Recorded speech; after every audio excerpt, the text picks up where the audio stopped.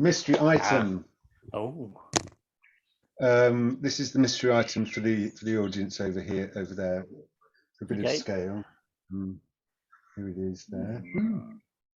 Try not to. Is that a USB-C? Is that a USB-C? Yes. Oh no. Oh no.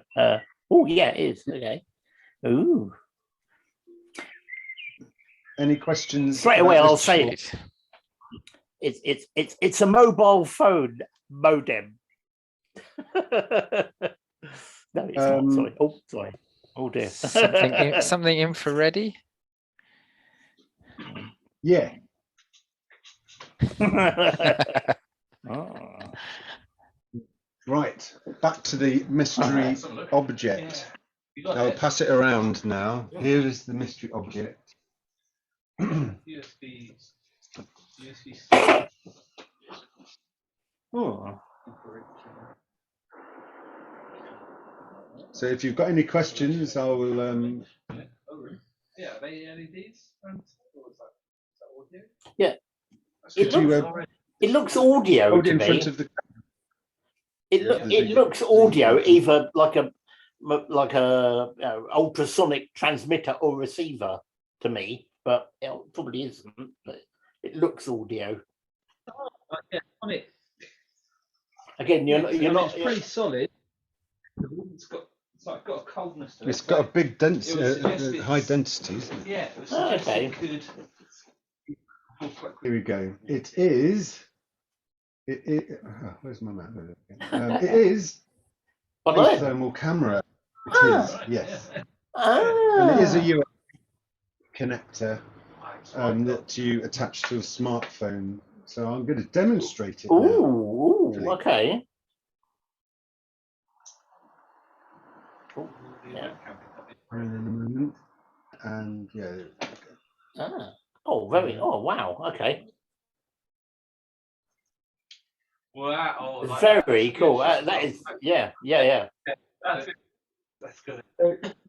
I've got a little camera. It's going to switch back to this. Right, so why buy something like that? It gives a very different way of looking at the world and understanding things. So I'm thinking about Carmen, my daughter, 5-year-old daughter, when I think of this. Blame it on her, yeah. But me as well, I want to know why the Geekery in particular, what makes it get cold during the winter? Which bits do I need to bung up first?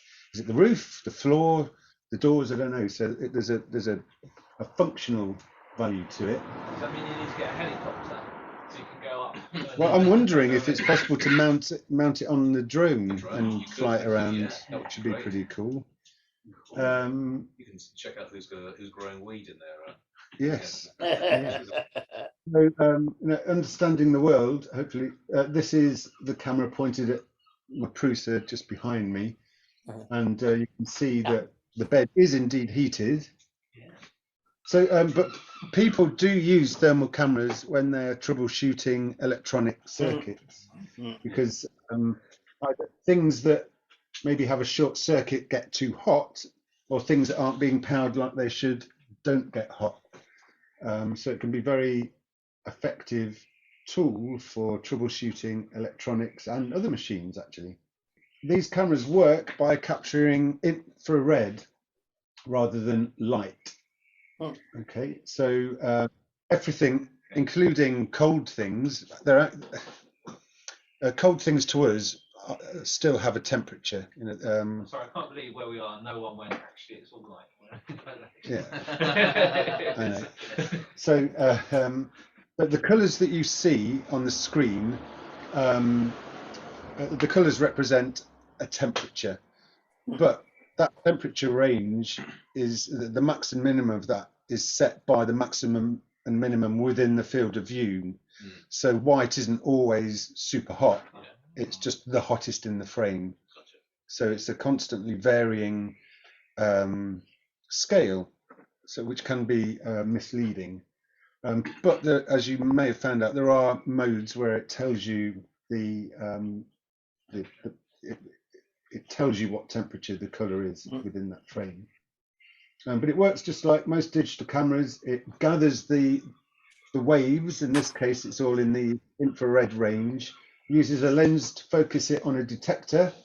Is it And a then glass that's- lens? Silly question. Yeah. So you Well, can I'm use that. assuming it's got. Well, I'm just wondering, yeah, what do you put in front of it to? Yeah, interesting. Yeah. So there is a filter that you can see there after the lens that removes the unnecessary parts of the frequency range. But it's basically a digital camera, but with a tuned frequency response and filters and so on. So that's how it works. I was particularly fascinated by how people use this for fault finding. So this picture up at the top left, the one with 19.7 on here, there are 7 or 8 chips, all the same type on this old board. And you can see there's a big hole in the middle here, and that's the chip that wasn't working. So he replaced that chip and the circuit started working again.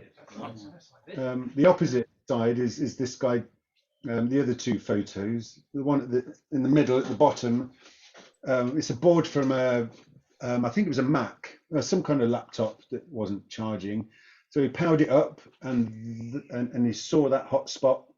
He put his scalpel in the middle of that hot spot and flipped back to the microscope view, which showed him that his scalpel was on that chip, and then he did a bit of resistance measuring and found, yes, that was indeed the part that needed to be changed. So that, that could have taken hours to find that with doing probing and so on.